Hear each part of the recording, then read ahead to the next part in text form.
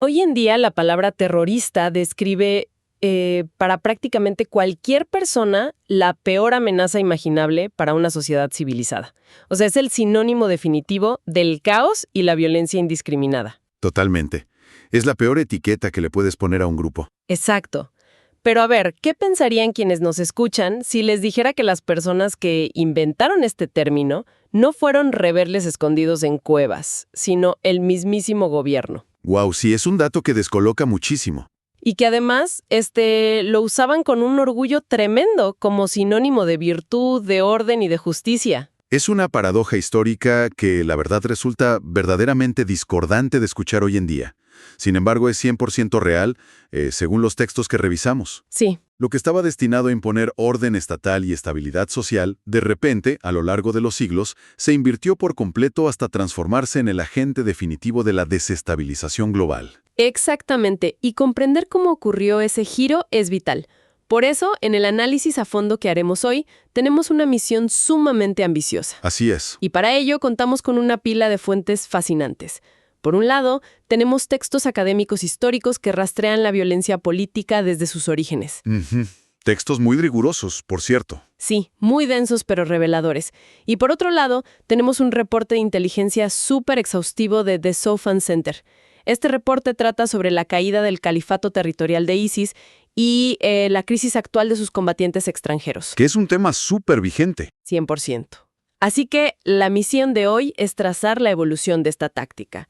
Queremos entender cómo un concepto gubernamental, digamos positivo, mutó en la amenaza descentralizada y puramente psicológica que enfrentamos en la actualidad.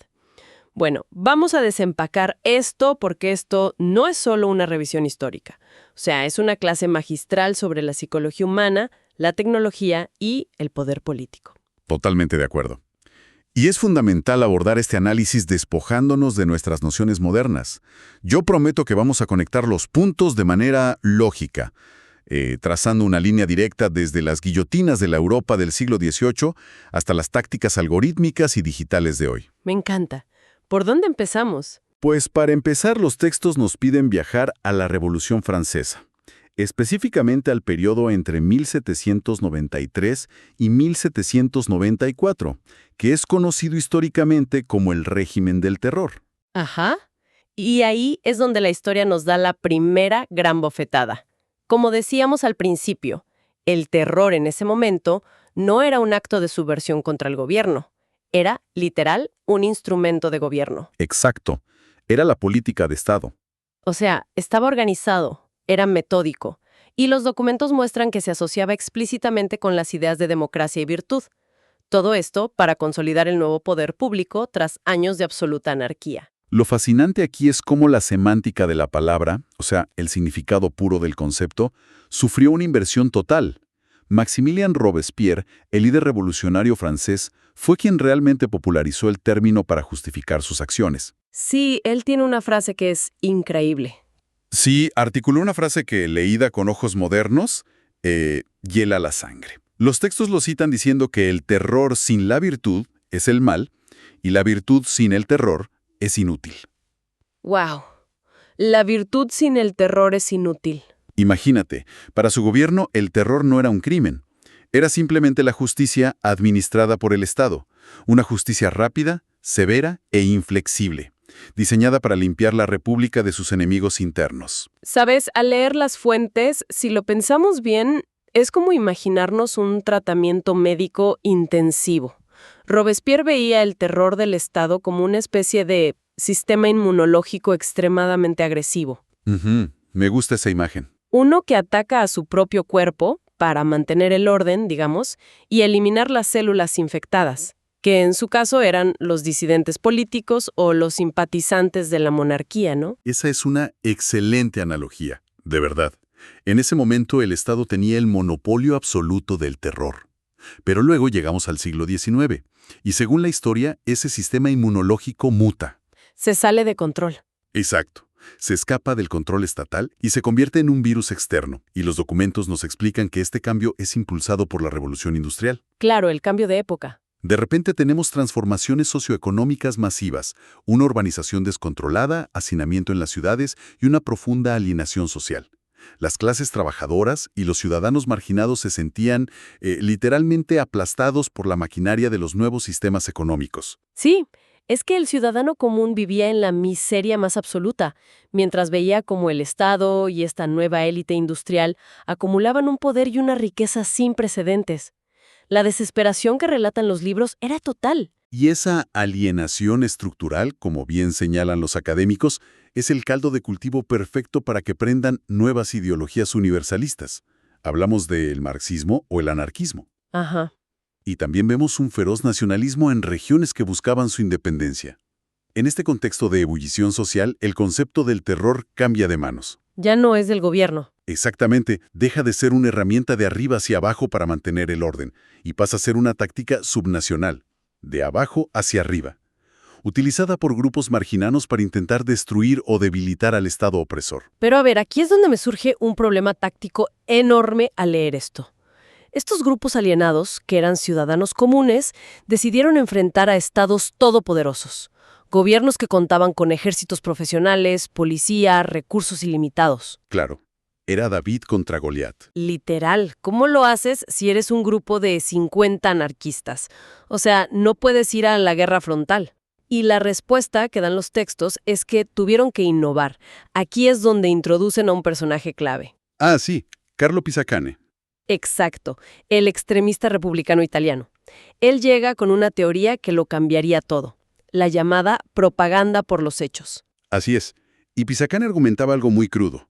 Él decía que las ideas surgen de los hechos y no al revés. Ujú. Él creía firmemente que la violencia física era estrictamente necesaria. Y ojo, no por el daño material que causaba, sino por su valor educativo. Suena retorcido, pero entiendo la lógica. Afirmaba que un acto de violencia espectacular y sorpresivo inspiraba y educaba a las masas hacia la revolución de una manera que, digamos, 1000 panfletos políticos jamás lograrían. Claro, porque nadie leía los panfletos, pero un asesinato en primera plana lo ve todo el mundo. Fue la chispa que encendió la táctica moderna. Y según las fuentes, el primer grupo en aplicar esta teoría de manera sistemática fue la organización rusa Narodnaya Volia. ¿Qué significa voluntad del pueblo? Eso, voluntad del pueblo. Quienes en 1881 lograron asesinar nada menos que al zar Alejandro II. Sí, fue un magnicidio que sacudió al mundo entero. Demostró que incluso la figura política más protegida del planeta era vulnerable ante un grupo muy pequeño, pero totalmente comprometido. Pero espera, pausa. Entiendo lo del zar. Al final del día es el jefe de Estado, es el símbolo máximo del imperio. Claro, Pero asesinar a un zar requiere estar a escasos metros de él.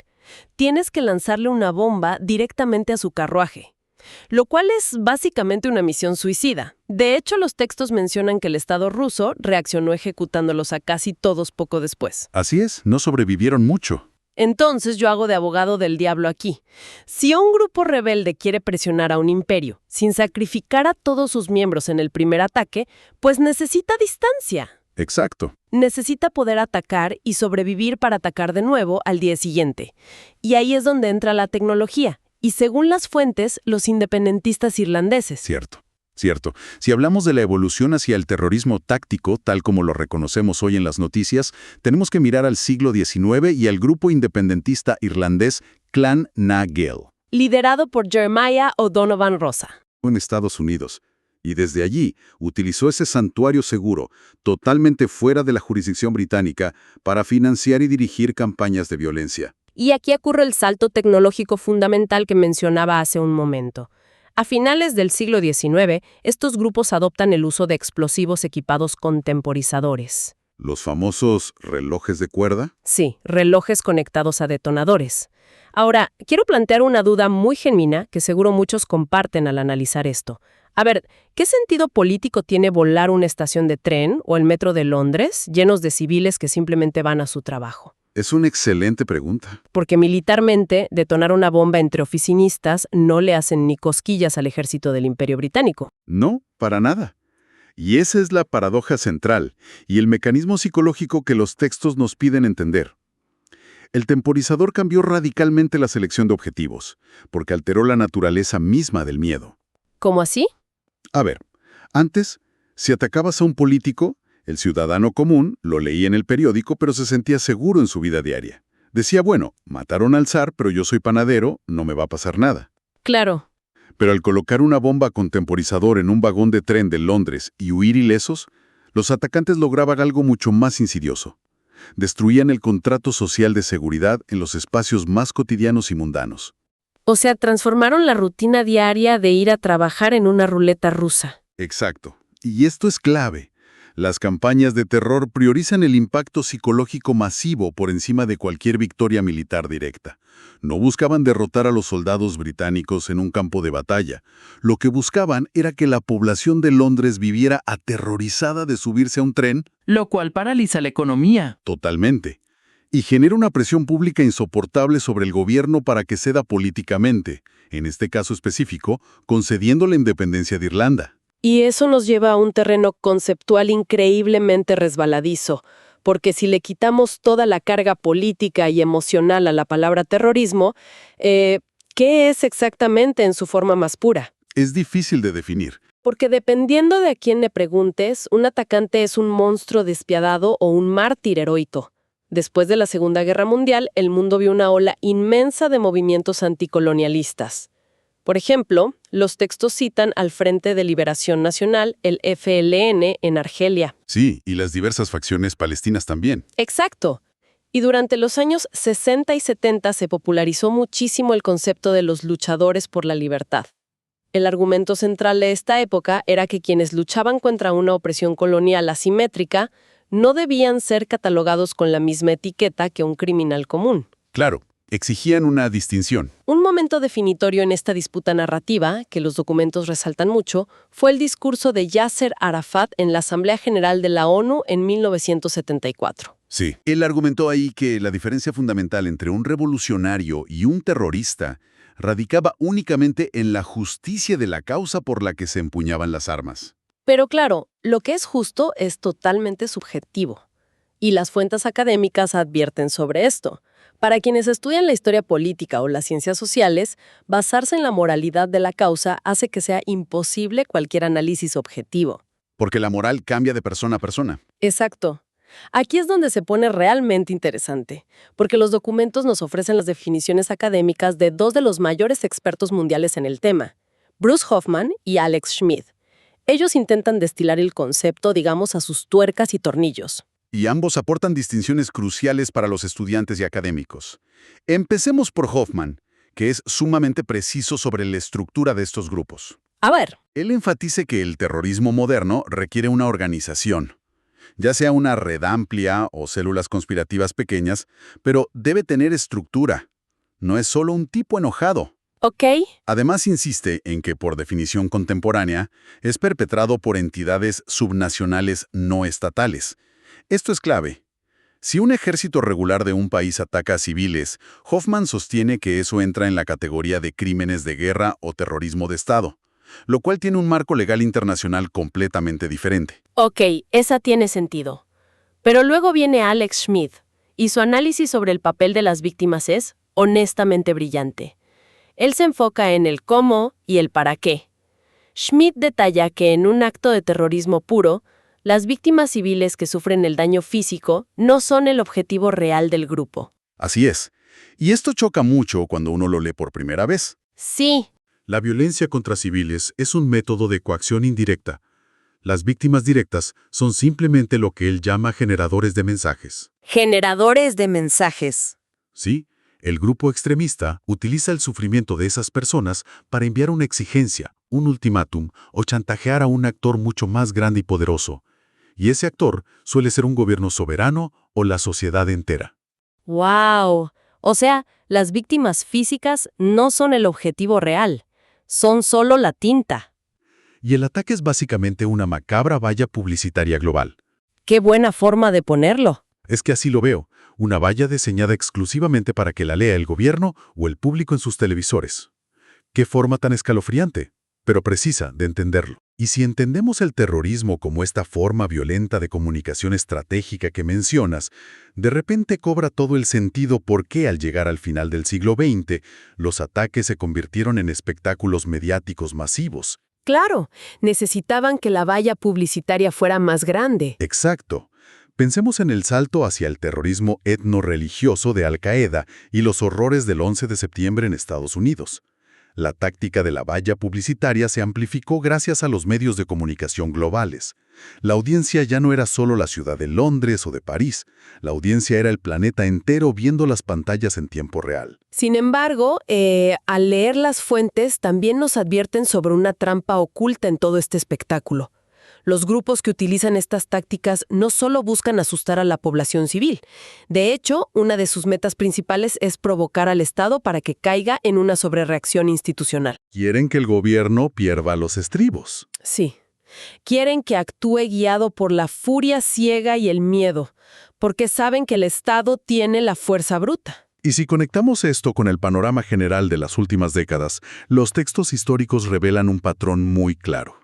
Muestran cómo las respuestas estatales agresivas, y sobre todo las que se hacen fuera del marco legal, terminan siendo profundamente contraproducentes. Ajá. Un ejemplo clásico que analizan es Argelia en los años 50. Cuando Francia enfrentó al FLN, el ejército francés recurrió a tácticas brutales y totalmente fuera de la ley. Esto incluyó torturas sistemáticas y ejecuciones extrajudiciales masivas. ¿Y cuál fue el resultado de eso? Pues que en lugar de erradicar al grupo, esas acciones estatales validaron y legitimaron la narrativa del FLN frente a la población local e internacional. Claro, les dieron la razón. Multiplicó el apoyo popular hacia los insurgentes, porque a los ojos de la gente, el Estado se estaba comportando exactamente como el monstruo opresor que el grupo extremista decía que era, lo que llevó finalmente a la independencia argelina en 1962. Y es imposible no ver los ecos de esta dinámica en la historia mucho más reciente, sin tomar partido político. Los documentos que analizamos revisan también las respuestas de Estados Unidos tras el 11 de septiembre, en su declarada guerra contra el terror. Sí, un periodo muy documentado. Vimos la rápida implementación de leyes como la Patriot Act, que instauró herramientas de vigilancia masiva sobre ciudadanos comunes. O, por ejemplo, el establecimiento del Centro de Detención de Guantánamo, operando deliberadamente al margen del derecho internacional. Las fuentes académicas subrayan que cuando una democracia opera fuera de su propio Estado de Derecho, erosiona su credibilidad moral. Es inevitable. Irónicamente, esa erosión es el mejor material de reclutamiento para las redes extremistas. Es un ciclo de retroalimentación peligrosísimo. El miedo justifica la erosión de los derechos, lo cual a su vez alimenta la narrativa del grupo atacante. Aunque, siendo justos con el análisis histórico y los textos, también nos muestran instancias institucionales de contención. Sí, hay excepciones notables. En 2004, por ejemplo, la Cámara de los Lores del Reino Unido frenó y rechazó legislaciones antiterroristas de emergencia que el gobierno quería pasar. Dictaminaron que violaban los derechos humanos y el principio fundamental de proporcionalidad. ¡Guau! Es el eterno conflicto de las democracias modernas. O sea, ¿cómo garantizar la seguridad física sin destruir los valores que la propia sociedad dice defender? Lo cual nos lleva a la gran pregunta operativa de la era moderna. Porque, digamos que el Estado aprende, digamos que despliega todo su poderío militar, respeta ciertas normas internacionales y eventualmente logra destruir la infraestructura física y el territorio de un grupo organizado. Como un califato. Exacto, tal como ocurrió recientemente en Medio Oriente. La pregunta es, ¿se acaba ahí la amenaza? Y la respuesta corta que nos dan los documentos es un rotundo no. Lamentablemente no. Y aquí es donde el detallado reporte de inteligencia de The Sophon Center nos arroja, literalmente, un balde de agua fría sobre la realidad post-califato de ISIS. Es que los datos de The Sophon Center son abrumadores por su escala. Documentaron que más de 40.000 combatientes extranjeros provenientes de más de 110 países distintos viajaron en su momento para unirse al territorio controlado por ISIS en Siria e Irak. 40.000, es una locura. Fue una movilización sin precedentes en la historia moderna.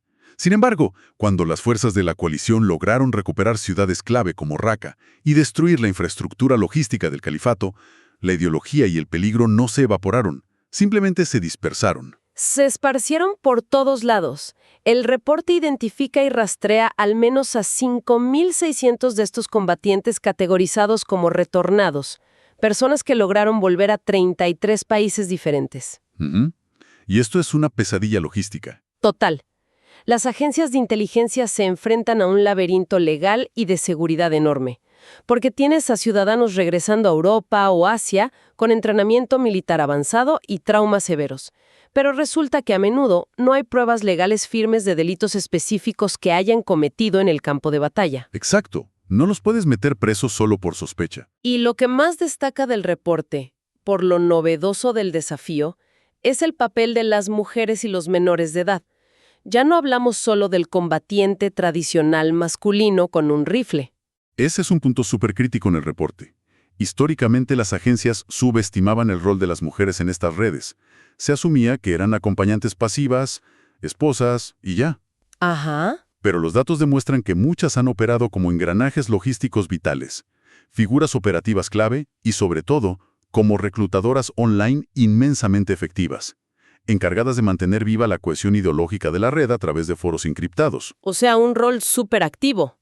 ¿Y qué pasa con los niños que el reporte menciona? Porque las cifras de menores que nacieron o fueron creados bajo esa ideología durante esos años en Siria son altísimas. Es una tragedia.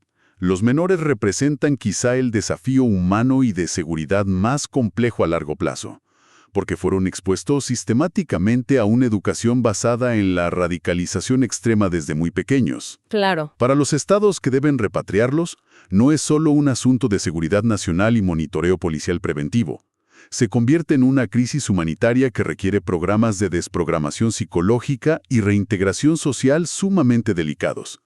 Todo esto para evitar que se conviertan en la próxima generación de operativos en una década. Y esto acelera lo que vemos en las noticias todos los días.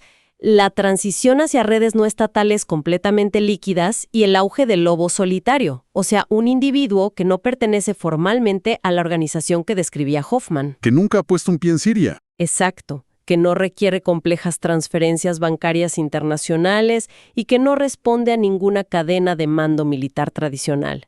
Solo necesita un teléfono celular, conexión a Internet y, pues, meses de consumir propaganda en el aislamiento de su cuarto. Precisamente. Y esto desdibuja por completo todas las líneas tradicionales del contraterrorismo. Esto plantea una pregunta importante. ¿Cómo rastreas a un grupo que ya no se reúne en un sótano para construir una bomba de fertilizante? Es casi imposible. Cuando la amenaza consiste en un adolescente radicalizado digitalmente que una mañana decide alquilar una camioneta y arrollar peatones, Sí. vemos respuestas adaptativas de los estados frente a esto. Francia, por ejemplo. Los textos detallan que mantuvo un estado de emergencia prolongado tras los ataques de 2015. Esto le otorgó a la policía poderes de allanamiento y arresto domiciliario que eventualmente se codificaron en leyes permanentes en 2017. Leyes de emergencia que se vuelven normales. Exacto. Por otro lado, el Reino Unido ha puesto un enorme énfasis presupuestario en entidades como RICU, combatiendo el problema desde otro ángulo, en el plano de las ideas. Espera, para quienes no están familiarizados con las estructuras del gobierno británico, ¿qué es exactamente RICU y cómo operan en el mundo digital frente a, no sé, un adolescente radicalizado? A ver, RICU son las siglas de la Unidad de Investigación, Información y Comunicaciones del gobierno británico. Su función principal no es arrestar personas, sino librar una guerra de información. Ok. Ellos entienden que no pueden bombardear una idea. Así que monitorean las narrativas extremistas en redes sociales y desarrollan contranarrativas sutiles. A menudo lo hacen a través de organizaciones comunitarias locales que el público percibe como independientes. Interesante. El objetivo es desacreditar la propaganda de estos grupos e intervenir antes de que el individuo cruce la línea hacia la violencia física.